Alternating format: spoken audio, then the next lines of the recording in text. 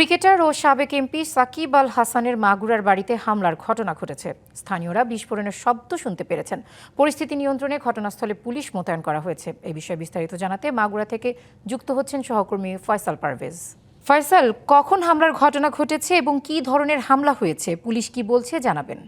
আপনি যেমনটি বলছিলেন যে ক্রিকেটার সাকিব আল হাসান এবং মাগুরার এক আসনের সাবেক এমপি সাকিব আল হাসানের বাড়ি কিন্তু আমার পিছনে রয়েছে এবং ঘটনাটি আনুমানিক 8:45 অর্থাৎ 8:45টার দিকের ঘটনা বলে আমি জানতে পেরেছি। তবে এই বিষয়ে নিশ্চিত আসলে কোন সময় হতে পারে 8:45 কিংবা 9টার ভিতরে, এবং 9টার পরে আমি ঘটনাস্থলে জানতে পেরে আসি এবং আসার পরই ঠিক 10 মিনিট পরে আমি দেখেছি যে মাগুরা সদর থানা পুলিশ এবং গোয়েন্দা বিভাগের লোকজন কিন্তু এখানে আছে, আমার আশেপাশে তারা অবস্থান করছে। পিছনে দেখছেন এই বাড়ির যে গেট, এই গেটটি মূলত সাকিব আল হাসানের বাড়িতে 2টা গেট এই কেশব মোড় এলাকায়, এবং এই প্রধান গেটের পাশে দক্ষিণ দিকের গেটের সামনে আমি দাঁড়িয়ে আছি এবং মূলত আমার পিছনে এই গেটের উপরে এই কালো সদৃশ্য কিছু ধোঁয়া যেরকম দেখা যায়, সেই ধোঁয়ার মতো কালো স্পট রয়েছে এবং আমি দেখতে পেয়েছি যে গেটের সামনে নিচেই একটি বোতল পড়েছিল, সেই বোতল থেকে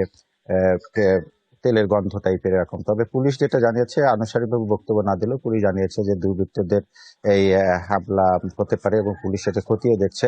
নগদ নিয়ে এলো হার না মানা হার অফার। সর্বনিম্ন 10,000 টাকা রেমিটেন্স নগদে পাঠালে থাকছে স্বর্ণের হার জেতার সুযোগ।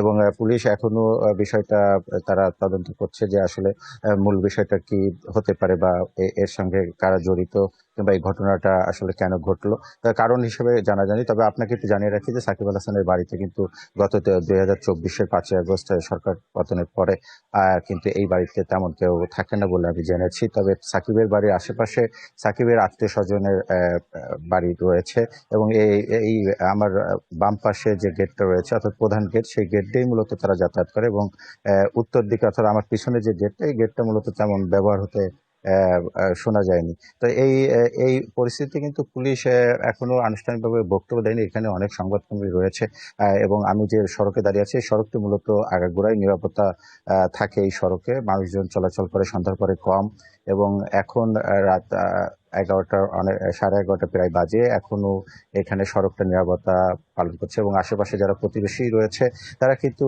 এই বাড়ির সামনেই যেসব বিল্ডিং রয়েছে তারাও কিন্তু আমরা দেখেছি ঘটনাস্থল সম্পর্কে অর্থাৎ তাদের বারান্দা কিংবা জানালা দিয়ে ঘটনাটা পর্যবেক্ষণ করছে না। সবাই একটা নিরাপত্তা বা শুনশান অবস্থা কিন্তু এখানে বিরাজ করছে। তো এই ছিল সর্বশেষ সাকিব আল হাসানের বাড়ির ঘটনা, সে ঘটনার আপডেট। ধন্যবাদ ফয়সাল।